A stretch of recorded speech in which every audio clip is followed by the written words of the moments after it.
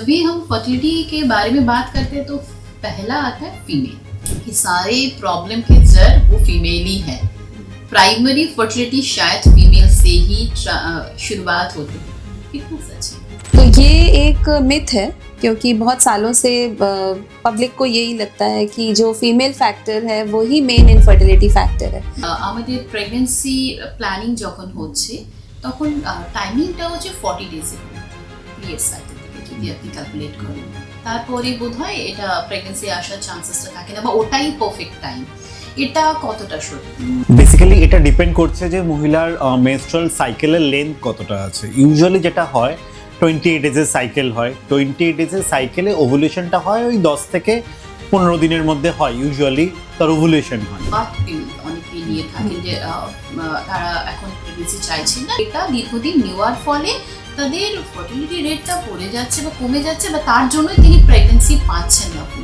এটা সত্যি? ऐसा लोग सोचते हैं, ये एक मिथ है कि कॉन्ट्रासेप्टिव पिल अगर हम लेंगे तो हमारी परमानेंटली जो है वो फर्टिलिटी डैमेज हो जाएगी।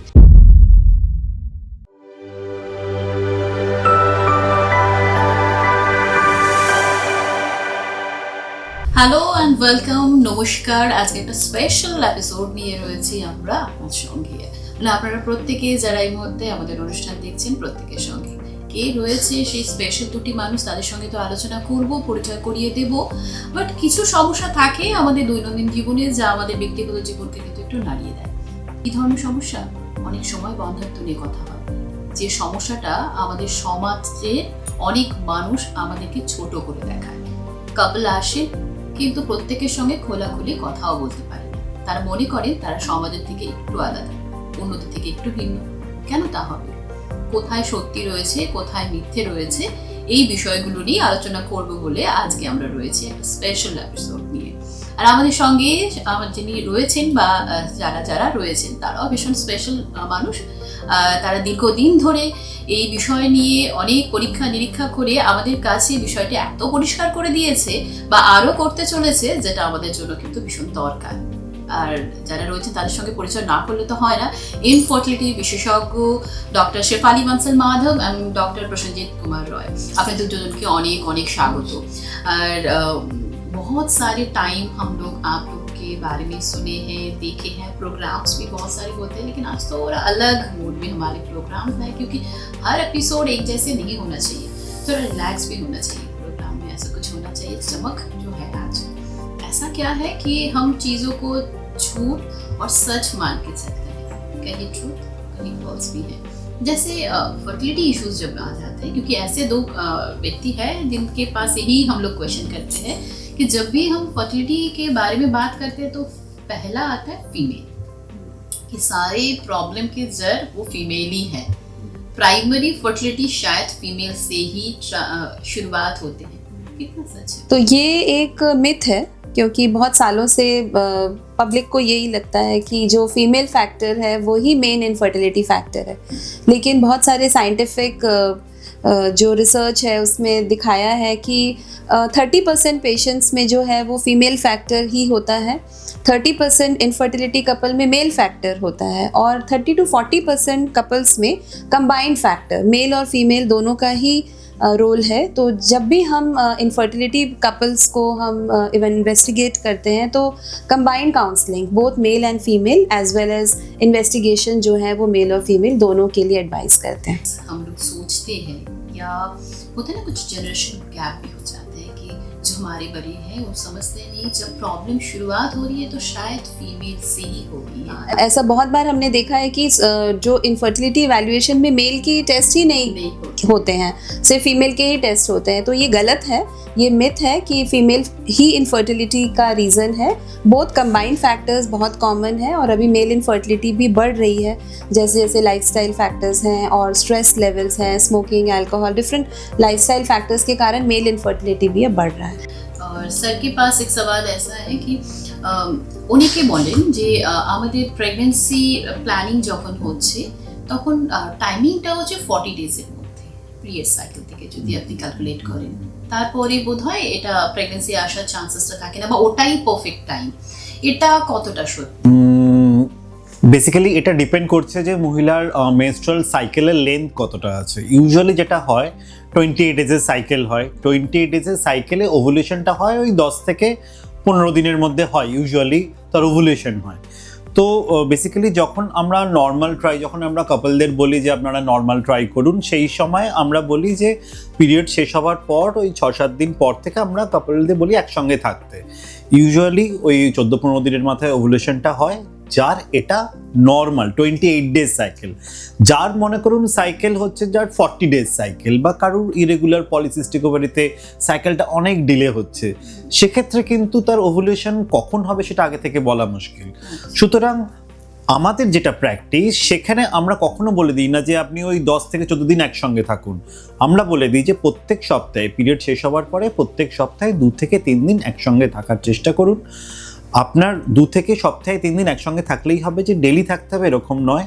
2 থেকে 3 দিন আপনি ট্রাই করুন সপ্তাহে, তাতেই that is enough for normal natural try pregnancy. সুতরাং এরকম আমরা বেঁধে দিই না গতে যে আপনি ওই 14 দিনের দিন একসঙ্গে থাকুন বা 16 দিনের দিন একসঙ্গে থাকুন, ওই সময়ে আপনার ওভুলেশন হবে, ওই সময় তাতে একটা স্ট্রেস চলে আসে। তো ইট ইজ বেটার অলওয়েজ যে তাকে একটা টাইম গ্যাপ বলে দেওয়া যে এই সময় থেকে এই সময় মোটামুটি একটা সপ্তাহে 2 থেকে 3 দিন থাকুন, নর্মাল ট্রাই করুন, এভাবে আপনার প্রেগনেন্সি আসবে। মানে এটা সম্পূর্ণ মিথ্যে যে 14 দিন পারফেক্ট না, ওরকম কিছু বেঁধে দেওয়াটা ইজ নট মানে is not good for the কাপল। তাদের একটা স্ট্রেস চলে আসে এটার মধ্যে, মানে তাতে আরো ফার্টিলিটি এটা কমে যায়, আমরা দেখেছি। আরেকটি বিষয় থাকে, আমি চাইবো যদি দুজনেই খুলি ব্যাপারটা একটু বলেন, যে অনেক ক্ষেত্রে দেখা যায় না, আপনারা নিশ্চয়ই ফেস করেছেন এই ধরনের, যে ফার্স্ট চাইল্ড রয়েছে, তো অনেকে বলে থাকেন যাদের ফার্স্ট চাইল্ড থাকে সেকেন্ড বেবি আসার ক্ষেত্রে সমস্যা হওয়ার সম্ভাবনা নেই, কিন্তু আমরা দেখতে পাই প্রেজেন্ট, আপনারা জানেন হয়তো সেই বিষয়গুলো, আপনারা স্টাডি করছেন, দেখছেন পেশেন্ট, সেকেন্ড ক্ষেত্রেও কিন্তু সমস্যা আসছে। তো ফার্স্ট হলে সেকেন্ড ক্ষেত্রে আসবে না সমস্যা, এরকম কি ব্যাপার? একদম নয়। মানে লোকে এটাই ভাবে যে আমার তো ফার্স্ট প্রেগনেন্সি চলে এসছে, আমার তো কোনো মেডিসিন লাগেনি, ডাক্তারকেও দেখাতে হয়নি, কিচ্ছু হয়নি, সুতরাং আমার তো সেকেন্ড বেবি চলেই আসবে। কিন্তু এটাই হচ্ছে সেকেন্ডারি ইনফার্টিলিটি। মানে ফার্স্ট প্রেগনেন্সি চলে এসছে, কোনো রকম অসুবিধা হয়নি, সেকেন্ড প্রেগনেন্সি আসছে না, দ্যাটস কল সেকেন্ডারি ইনফার্টিলিটি। তো সেক্ষেত্রে কিন্তু সবগুলো টেস্ট যেটা আমরা প্রাইমারি ইনফার্টিলিটির ক্ষেত্রে করি, সবগুলোই কিন্তু আমাদের করে দেখতে হবে। যেরকম হাজব্যান্ডের সিমেন অ্যানালিসিস, ওয়াইফের টিউব খোলা আছে কিনা দুপাশের। আমাদের এখানে খুবই সিজারিয়ান সেকশন খুব কমন, তার ফলে কি হয়, সিজারিয়ান সেকশন হওয়ার ফলে টিউবগুলো কিন্তু অনেক সময় ড্যামেজ হয়। সুতরাং আমরা অনেক ক্ষেত্রে দেখতে পারি যে ফার্স্ট প্রেগনেন্সিতে তার টিউব সব ঠিকঠাক ছিল, সেকেন্ড প্রেগনেন্সির ক্ষেত্রে তার টিউবে ড্যামেজ চলে এসছে because of the previous history of caesarean section বা ওগুলো। তারপরে একটা বয়স একটা ফ্যাক্টর থাকে, যত বয়স বাড়বে ওভারিয়ান রিজার্ভ বা এগের সংখ্যা কমতে থাকছে। সুতরাং secondary infertility as common as primary infertility, সুতরাং টেস্ট কিন্তু সব কিছু করে দেখা দরকার।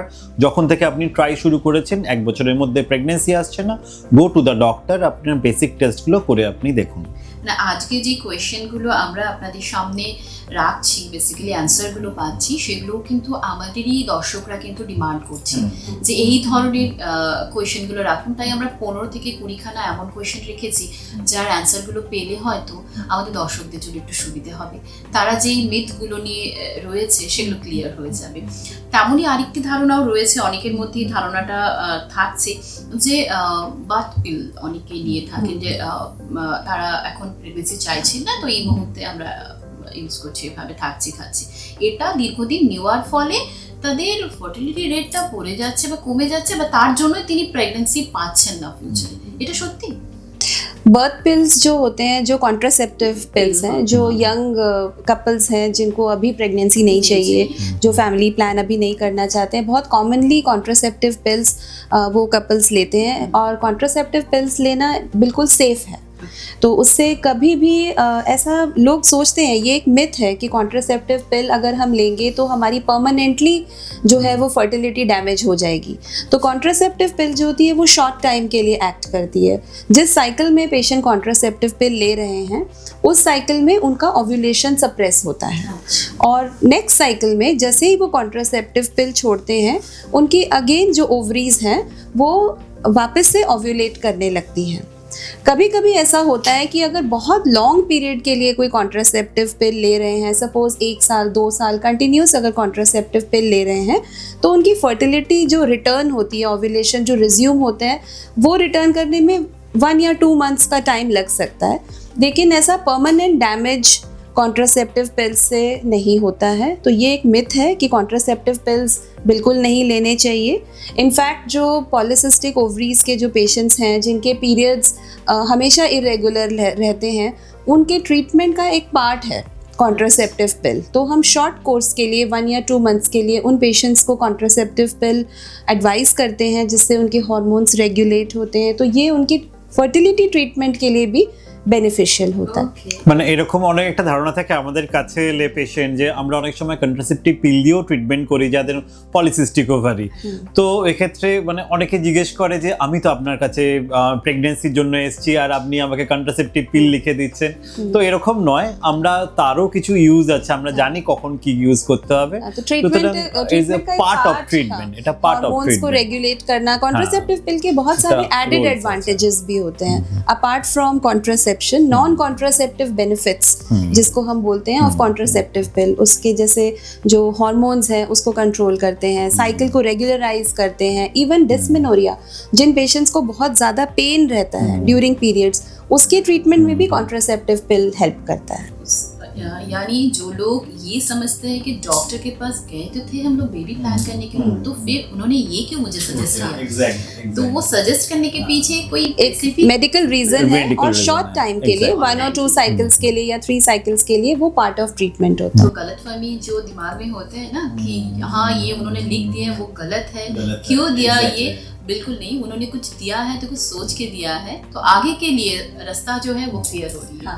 इसलिए তো আমরা যখন এটাই আলোচনা করছি, তো আরেকটি কোয়েশ্চেনও এর রিলেটেডই রয়েছে, যেটা নিয়েও মিথ রয়েছে, সেটা নিয়েও অনেকে অনেক সময় বলেন। আমরা অনেক ফ্যামিলিতে শুনে এসেছি যে মেয়ের ইরেগুলার সাইকেল ছিল, দেন আফটার ম্যারিজ তো বাড়ির থেকে কমপ্লেন হচ্ছে কি ও তো ইরেগুলার সাইকেল, যার জন্য তো ওর কনসিভ হচ্ছে না। কতটা সত্যি? এক্স্যাক্টলি, ইরেগুলার সাইকেল কিছুটা সত্যি এখানে, কিছুটা যেরকম বলা হলো যে পলিসিস্টিক ওভারি, পলিসিস্টিক ওভারি থাকলে ইরেগুলার সাইকেল হবে, ঠিক আছে? সবার হবে এরকম নয়, কারো কারোর হতে পারে ইরেগুলার সাইকেল। ইরেগুলার সাইকেল মানে হচ্ছে তার ওভুলেশন হয়তো হচ্ছে, কিন্তু যেরকম আমরা বললাম না যে 14 ডেজে তার ওভুলেশন হবে, সেই 14 ডেজে হচ্ছে না, সেটা গিয়ে 20 দিন বা 25 দিন বা 30 দিনে গিয়ে হচ্ছে। কখন হচ্ছে এক্স্যাক্টলি বোঝা যাচ্ছে না। তো এই সব ক্ষেত্রে যে প্রেগনেন্সি আসবে না এরকম নয়, কিন্তু প্রেগনেন্সি আসতে হয়তো একটু ডিলে হতে পারে। তো সেক্ষেত্রে অনেক সময় আমরা সাইকেলটাকে রেগুলারাইজ করি মেডিসিন দিয়ে, বাট তার মানে এরকম নয় যে আমাকে কোনো ইরেগুলার সাইকেল হলে অলওয়েজ তার কোনো প্রবলেম আছে। তার হয়তো মাইল্ড কোনো পলিসিস্টিক ভ্যারাইটি আছে যেখানে কোনো ট্রিটমেন্ট আলাদা করে দরকার নেই। তারা যদি নর্মাল ট্রাই করে, কারোর যদি প্রেগন্যান্সি আসতে 6 মাস সময় লাগছে, ওর হয়তো 7 থেকে 8 মাস সময় লাগবে। বাট ডায়াগনোসিসটা ইম্পর্টেন্ট, যে এক্স্যাক্টলি কেন ইরেগুলারিটা হচ্ছে। যদি এরকম পলিসিস্টিক ওভারির জন্য হয় দেন ওয়েল গুড, যদি অন্য কোনো কারণে হয়ে থাকে সেক্ষেত্রে কিন্তু ট্রিটমেন্ট দরকার। সুতরাং ইগনোর করা উচিত নয়, কারণ যদি এরকম ইরেগুলার সাইকেল থাকে অবশ্যই দেখানো উচিত। আর diagnosis is very much important. আর সব থেকে বড় যেটা বেশি ইম্পর্টেন্ট, সেটা তো যেটা স্যার বললেন বা ম্যাডামরা এক্সপ্লেন করছেন, আরেকটি ব্যাপার যে পরিবারের সাপোর্ট, তাকে দোষ দেওয়া এক্স্যাক্টলি স্ট্রেস ফ্যাক্টর, যে মানে ফার্টিলিটি মানে আমরাই একটা ডায়াগনোসিস করে দিলাম, মানে বাড়ির লোকেরা এই ডায়াগনোসিস বলে দিল এর দোষ ওর দোষ, যেরকম আমাদের কাছে আসে যে আমাকে তো আমার বলেছে আমার দোষ আছে বা ওর দোষ আছে। মানে প্রপার ডায়াগনোসিসটা হয়ে তারপরে ট্রিটমেন্টটা শুরু করুক, মানে সবার ওপিনিয়ন নেওয়ার তার কোনো দরকার নেই, তাই না? এখানে এই বিষয়টির সঙ্গে রিলেটেড আরেকটি বিষয় থাকে যা আমাদের দর্শকদের মধ্যেও অনেক সময় কোয়েশ্চেন থাকে, আমাদের ভিউয়ার্সরা যারা রয়েছেন তাদের মধ্যে কোয়েশ্চেন থাকে, আপনাদের পেশেন্টের মধ্যে কোয়েশ্চেন থাকে যে ফিমেলের একটা এজ হওয়ার পর আমরা তাকে দোষ দিতে পারি কি তার এই এজটা একটা কারণ কি তার কনসিভ হচ্ছে না। মেলদের ক্ষেত্রে তাদের কি কোনো এজ ফ্যাক্টর নেই, তারা যে কোনো বয়সে কনসিভ হতে পারে, এটা অনেক ক্ষেত্রে বলে। একদম এক্ষেত্রে অনেক ক্ষেত্রেই এরকম বলা হয় যে ছেলেদের তো কোনো বয়স হয় না, এরকম একটা মিথ আছে। তো এটা কিন্তু সত্যি নয়। মানে যত স্টাডি আছে সেখানে দেখা যাচ্ছে যে মেয়েদের যেরকম 35 একটা ক্রুশিয়াল এজ, 35-এর পরে তার ওভারিয়ান রিজার্ভ বা ডিমের যে সংখ্যা সেটা র্যাপিড রেটে পড়তে থাকে, সেরকম কিন্তু ছেলেদেরও 45-এর পরে কিন্তু এটা পড়তে থাকে। সুতরাং আপনার কাউন্ট থাকতে পারে, মানে সিমেনের যে আমরা তিনটে জিনিস দেখি, একটা দেখি কাউন্ট, একটা দেখি মোটিলিটি, একটা দেখি তার মরফোলজি, মানে দেখতে কীরকম। তো কাউন্ট হয়তো খুব বেশি পড়ে না, কিন্তু মোটিলিটি, মরফোলজি, যে আদার প্যারামিটার্সগুলো থাকে সেটা কিন্তু পড়তে শুরু করে, আর তার গুণগত মান কমতে শুরু করে। প্রেগনেন্সি রেট পার মান্থে যে থাকে সেটা কিন্তু ছেলের বয়স যত বাড়ে তত কিন্তু কমতে থাকে, মানে এক একটা সাইকেলে যে প্রেগনেন্সি হওয়ার চান্স থাকে সেটাও কিন্তু কমতে থাকে ছেলের বয়সের সঙ্গে সঙ্গে, মানে মেয়েরও বয়সের সঙ্গে সঙ্গে কমতে থাকে, ছেলেরও বয়সের সঙ্গে সঙ্গে কমতে থাকে। সুতরাং যদি স্পার্মের কোয়ালিটি কমে সেখানে কিন্তু চান্সেস অফ প্রেগনেন্সি কমবে। ডিএনএ ফ্র্যাগমেন্টেশন, যে এজ যদি বেশি থাকে আফটার 40-45, যে মেলস এর যে স্পার্মের যে ডিএনএ থাকে তার কোয়ালিটিটা ডাউন হয়ে যায়। তো ডিএনএ ফ্র্যাগমেন্টেশন যখন বেশি হয়ে যায় তখন মিসক্যারেজ রেটটা বেশি হতে পারে। মানে ফিমেলে অবশ্যই এজটা ইম্পর্টেন্ট, 35 যেরকম হয়েছিল কথা, 35 একটি বর্ডার লাইন এজ বলা যায়। তারপরে যে ডিম কমতে থাকে, this is natural decline in fertility, সবাই ফিমেলে সেরকম হয়। আর 40 পরে আপনি দেখবেন যদি এমএইচ টেস্ট করুন অথবা টিভিএস স্ক্যান, ট্রান্সভাজাইনাল আল্ট্রাসাউন্ডে দেখবেন যে ডিম সংখ্যা নিশ্চয়ই কম পাবে, তার সঙ্গে সঙ্গে কোয়ালিটিও কমে যাবে। ওর যে মেল পার্টনার যে থাকে তার মধ্যেও স্পার্মে চেঞ্জেস দেখা যায়, ডিএনএ ফ্র্যাগমেন্টেশন হাই হয়ে যায়, মিসক্যারেজ রেটটা বেড়ে যায়, আইভিএফ সাকসেস রেটটা মেল পার্টনার ক্ষেত্রেও কমে যায় যদি এজটা বেশি হয়ে যায়। এখানেও কিন্তু কিছুটা জিনিস ভুল প্রমাণিত হয়ে গেল। আমরা সবসময় যে পার্টটাকে সব বলে যাচ্ছি যে ইগনোর করে যাওয়া, মানে লাইক ওকে মেলদের তো সমস্যা হতেই পারে না, যে কোনো এজে তাদের জন্য সুবিধে রয়েছে। ফিমেল ওর 35 হয়ে গেছে, তা ওর পক্ষে সম্ভব নয়, এটা কিন্তু বাস্তব নয়। যেমন ডক্টররা এক্সপ্লেন করছেন আর ভীষণ গুছিয়ে সুন্দর করে বিষয়গুলো আমাদের সামনে এনে দিচ্ছেন, তার জন্য অনেক অনেক ধন্যবাদ। আমরা আরো বিষয় নিয়ে আলোচনা করব। যেই বিষয়টা এবার আলোচনার সেটা লাইফস্টাইল। আমাদের লাইফস্টাইলটাও কি ইম্পর্টেন্ট? যেমন ধরুন কেউ বলছে যে খাওয়া দাওয়ার ক্ষেত্রেও যদি বলে থাকি যে কফি ভীষণ, আমরা অনেক সময় আড্ডা দিচ্ছি, একটা কাপ কফি হয়ে যাক ভালো লাগবে, তো এটা খাওয়ার ফলে আমাদের ফার্টিলিটি রেটে কি শুধু কফি নাই, ওভারঅল একটি মানে হেলদি লাইফস্টাইল মেনটেন করা উচিত, both for male as well as female. এখন লাইফস্টাইলে বেশি মানে ডিফারেন্ট জিনিসটা থাকে। নাম্বার 1 ইজ ডায়েটরি হ্যাবিটস, যে ডায়েটরি হ্যাবিটস খুব বেশি যদি জাঙ্ক ফুড খাওয়া হয়, আদারওয়াইজ যে খুবই সুগার ফুডস যদি হাই সল্ট ডায়েট, মানে এরকম যদি ডায়েটটা ফলো যদি বেশি করে হয়, এখন যে চলছে, এখন অনেক জোম্যাটো চলছে, অনেক বাইরে থেকে অর্ডার করা, তো ইভেন ইয়াঙ্গার পপুলেশন যে আছে এখন খুবই মানে healthy lifestyle diet, definitely obesity বাড়ছে। তো মেল এবং ফিমেল বোথ কেসে আমরা দেখছি যে ওবেসিটি বাড়ছে। তো ওবেসিটির জন্য ফিমেল হরমোনও ড্যামেজ হয়, ওর যে পিরিয়ডসগুলো লেট হয়ে যায়, পিসিওডি সমস্যা বেড়ে যাচ্ছে। তারপরে মেলে দেখছি যে ইরেকটাইল ডিসফাংশন, ডায়াবেটিস, তারপরে যে ওয়েট গেইন যে ইস্যু আছে, তার সেক্সুয়াল পারফরমেন্সটা ডাউন হয়ে যাচ্ছে। তো ডায়েটরি ফ্যাক্টরস ডেফিনেটলি ইম্পর্টেন্ট আছে, তার সঙ্গে এই যে caffeine intake, tobacco intake, smoking এবং অ্যালকোহল, যেরকম লাইফস্টাইলে অনেক জিনিসটা বলা যায়, নট অনলি ডায়েট। তো টোটাল লাইফস্টাইল, তার সঙ্গে এক্সারসাইজ, রেগুলার ফিজিক্যাল এক্সারসাইজ এখন খুবই important, both for male as well as female. At least 30 to 45 minutes of physical exercise, both for male and female every day, minimum 5 days a week, 4 to 5 days a week যদি করা যায়, তো একটি beneficial effect body functions, overall body functions, even sexual function, reproduction, fertility সবাই enhance করতে থাকে। আরেকটি বিষয় এখানে আমরা যেটা আলোচনা করছি সেখানে রয়েছে, দেখুন আমরা প্রত্যেকে মোটামুটি গ্যাজেট ইউজ করি না, হাতে মোবাইল রয়েছে, আধুনিক সময় ইউজ করতেই হবে, তো ল্যাপটপ ইউজ করে অনেকে।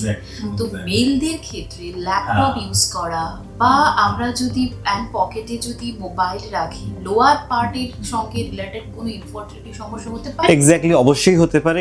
এটা মানে ডিফারেন্ট রিসার্চ আছে, সেখানে এটাই বলা হচ্ছে যে টেস্টিস ছেলেদের শরীরের বাইরে কেন আছে? টেস্টিস এই জন্যই বাইরে আছে কারণ যে বডির টেম্পারেচার আছে সেটাতে যদি টেস্টিস থাকে তাহলে টেস্টিস কাজ করতে পারবে না, সেখানে স্পার্মাটোজেনেসিস বা স্পার্ম প্রোডাকশনটা হবে না। সুতরাং সেই জন্যই ভগবান সেটাকে শরীরের বাইরে রেখেছে। তো এবার যদি আমরা ওটাকে বাইরে থেকে গরম করি, আমরা ল্যাপটপ রাখছি, আমরা ফোন রাখছি, আমরা কোনো গরমের এনভায়রনমেন্টে কাজ করছি, সনা নিচ্ছি, হট বাথ নিচ্ছি, তো এরকম যখন করছি টেম্পারেচার ক্রনিক্যালি ওখানে বাড়ছে। এবার টেম্পারেচার যেই বাড়ছে সেখানে কিন্তু স্পার্ম প্রোডাকশন হ্যাম্পার হচ্ছে, স্পার্ম প্রোডাকশন হচ্ছে না, কমে যাচ্ছে ওভার দ্য টাইম। যখন এটা লং এক্সপোজার হচ্ছে সেখানে কিন্তু স্পার্ম প্রোডাকশন কমে যাচ্ছে, তার মেল ইনফার্টিলিটি হচ্ছে। তো এই জিনিসটা আমরা কিন্তু সবসময় আমাদের কাছে যখন পেশেন্টরা আসে আমরা এই ব্যাপারগুলো জানি যে তার দৈনন্দিন জীবনে তার কি তার অকুপেশন কি, তার কতক্ষণ এক্সপোজার থাকছে, ল্যাপটপ দিয়ে কাজ করছে না অন্য কোনো এমন কোনো কাজে যুক্ত যেখানে টেম্পারেচার তার বাড়ছে লোয়ার পার্টে। তো সেগুলোকে আমরা ডিসকারেজ করি, তাদেরকে চেঞ্জ করতে বলি লাইফস্টাইল।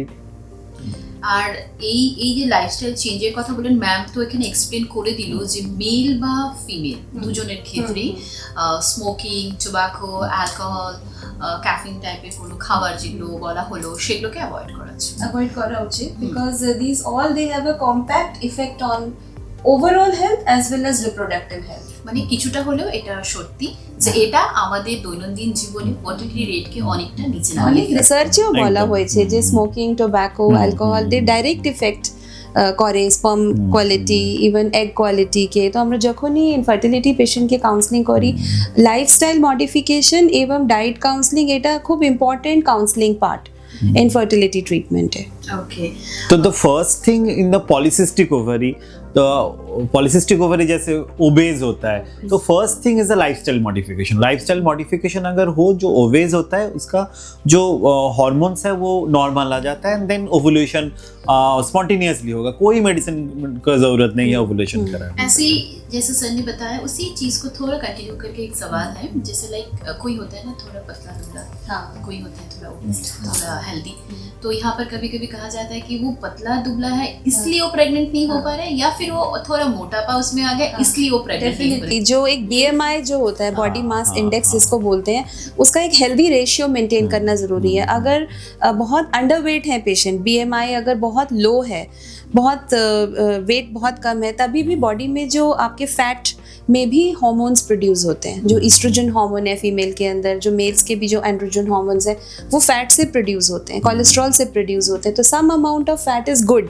For the body. तो बहुत अंडरवेट अगर कोई फीमेल है या मेल है तो उनके अंदर भी जो हार्मोन्स रहते हैं, जो सेक्शुअल हार्मोन्स होने चाहिए, वो अप टू द मार्क नहीं रहते हैं। तो अंडरवेट बहुत फीमेल्स होने से भी इनफर्टिलिटी प्रॉब्लम हो सकती है। और ओबेसिटी अगर है तो डेफिनेटली जो हमने बात किया, फीमेल्स के अंदर जो है ओव्यूलेशन प्रॉब्लम हो सकती है, पीरियड इरेगुलर हो सकते हैं, ओबेसिटी के साथ थायराइड इश्यूज कनेक्टेड होते हैं, और जो उनके साथ में अदर जो टेस्टोस्टेरोन, जो मेल हार्मोन फीमेल के अंदर माइल्ड अमाउंट में होना चाहिए, वो एक्सेस मात्रा में हो जाते हैं, जिसके कारण उनको हिर्सुटिज्म होता है, चेहरे पे बाल आना, या फिर फेस पर एक्ने या पिंपल्स जिसको बोलते हैं, हेयर लॉस, इस तरह की जो प्रॉब्लम्स हैं वो एक्सेस मेल हार्मोन के कारण है। और मेल के अंदर सेम, अगर बहुत लो बॉडी वेट है तो उनके जो है सेक्सुअल फंक्शंस एडिक्वेट नहीं होंगे, या बहुत ओबीज हैं तभी भी इरेक्टाइल डिसफंक्शन, इम्पोर्टेंस जिसको जनरल लैंग्वेज में बोलते हैं, वो भी बहुत कॉमन है। यानी एक सवाल हमने पूछा आपसे, आपने इतने अच्छे से एक्सप्लेन कर दिया मैम कि लाइक जो लोग हमारे व्यूवर्स, हमारे जितने भी व्यूवर्स देख रहे हैं बहुत खुश हो चुके होंगे कि एक सवाल पूछा था उन्होंने और इतने अच्छे से इतने सारे उसका आंसर आया है कि लाइक वाओ वाला एक फीलिंग्स आया कि अब से हम लोग क्या करें क्या ना करें, क्या है क्या चेंजेस लाइए चाहिए लाइफ में, ये बहुत ज़रूरी है। साथ में और एक चीज़ भी मुझे लगता है पूछ लेना चाहिए बातों बातों में, कि जैसे हम एक्सरसाइज के बारे में बात करते हैं ना, कि आपने बता दिया थोड़ा दुबला होने में क्या प्रॉब्लम आ सकता है या थोड़ा मोटापा में क्या प्रॉब्लम आ सकता है, लेकिन ऐसा कुछ नहीं बताया कि नहीं प्रेगनेंसी नहीं आ सकता, यानी ऐसा नहीं कि प्रेगनेंसी नहीं आएगी, आ सकते हैं। सो एक्सरसाइज लाइफ में कितना ज़रूरी है infertile patient? Exercise is a part of lifestyle modification. Lifestyle modification আমরা বলে থাকি যে diet and exercise, proper diet with a good nutrition value, with the correct amount of calorie, and with the exercise. এক্সারসাইজটা কতটা? এক্সারসাইজটা WHO যেটা বলছে যে সপ্তাহে 5 দিন 150 মিনিটস অ্যাটলিস্ট ব্রিক্স ওয়াক বা মডারেট অ্যামাউন্ট অফ এক্সারসাইজ, কিছুটা মাসল বিল্ডিং এক্সারসাইজ, তো এরকম কিন্তু এক্সারসাইজটা দরকার। তো এক্সারসাইজটা কী করছে, এক্সারসাইজটা নট অনলি যে আপনাকে ফিট রাখছে এরকম নয়, এক্সারসাইজের পরে আপনার হরমোনাল যে ইমব্যালেন্স থাকছে সেটা নর্মাল হচ্ছে, আপনার ওয়েট রিডাকশান হচ্ছে, যাদের ওবেজ তাদের ওয়েট রিডাকশান হচ্ছে। বলা হয় যে পলিসিস্টিক ওভারিতে যদি 5 to 10% ওয়েট রিডাকশান হয়, আপনার হরমোনাল ইমব্যালেন্স যেটা আছে সেটা কারেক্ট হয়ে যায়, ওভুলেশন স্পন্টেনিয়াসলি হতে থাকে। সুতরাং exercise is a part of lifestyle modification. আর এই ধরনের এক্সারসাইজ যেটা বলা হলো যে কিছুটা অ্যারোবিক, কিছুটা anaerobic exercise, combination of exercise is very much important, and that is should be 150 minutes per week. এই এক্সারসাইজ যদি করা যায় ওয়েট লস অবশ্যম্ভাবী হবে এবং প্রেগনেন্সি তো আসবেই। হবে না, আসবে না, এটা হলে এটা হবে, মানে মোটা থাকলে সে কখনো প্রেগনেন্সি নিতে পারে না, রোগা থাকলে তার প্রেগনেন্সি আসতে পারে না। যার বাড়িতে ফিমেলের মধ্যে শোনা যাচ্ছে যে ইরেগুলার সাইকেল রয়েছে, পিরিয়ডস ইরেগুলার হয়, তার পরিবারের লোকেরা বলে থাকে এর তো এই সমস্যা, যার জন্য প্রেগনেন্সি পাচ্ছে না। এই যে ধারণাগুলো রয়েছে, যে মিথগুলো রয়েছে, এগুলো মাথা থেকে সরিয়ে দিতে হবে। আমাদের সোসাইটিতে যারা এই ধরনের মানুষরা রয়েছেন তারা একটু হেল্প করুন তাদেরকে, যারা চাইছে একটা সুস্থ লাইফস্টাইল তাদেরকে এনকারেজ করুন কি তারা ডক্টরের কাছে যান, তাদের সমস্যা নিয়ে ডক্টর রয়েছে আলোচনা করুক, ডক্টর বলে দেবে তাদেরকে কি করতে হবে কি করতে হবে না।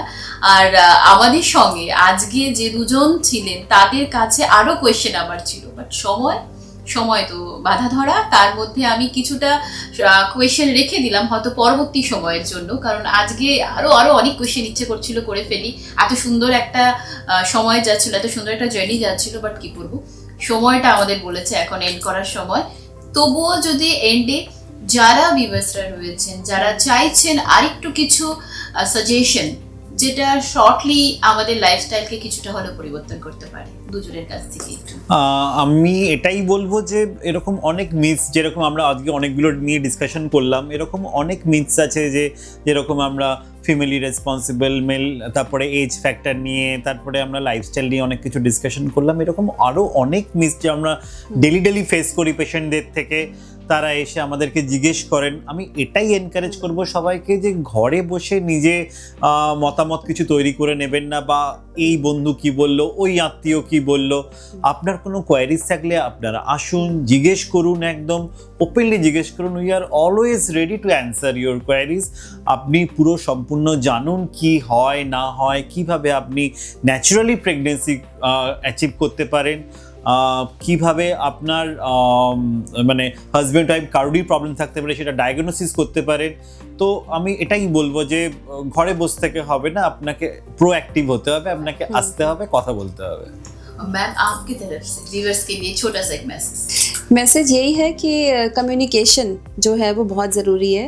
फैमिली के बीच में भी कम्युनिकेशन ज़रूरी है। हस्बैंड और वाइफ एक दूसरे को ब्लेम नहीं करना है, एक दूसरे के साथ मिल के फर्टिलिटी को फाइट करना है। और जब आप डॉक्टर के पास आते हैं तब अपना जितने भी प्रॉब्लम्स हैं उसको ओपनली डिस्कस करना है। आपके मन में बहुत सारे लोग जो हैं गूगल से आजकल पढ़ते हैं, जिससे उनके बहुत सारे डाउट्स जो हैं वो और भी ज़्यादा बढ़ जाते हैं और वो एक मिथ अपने दिमाग में रख लेते हैं।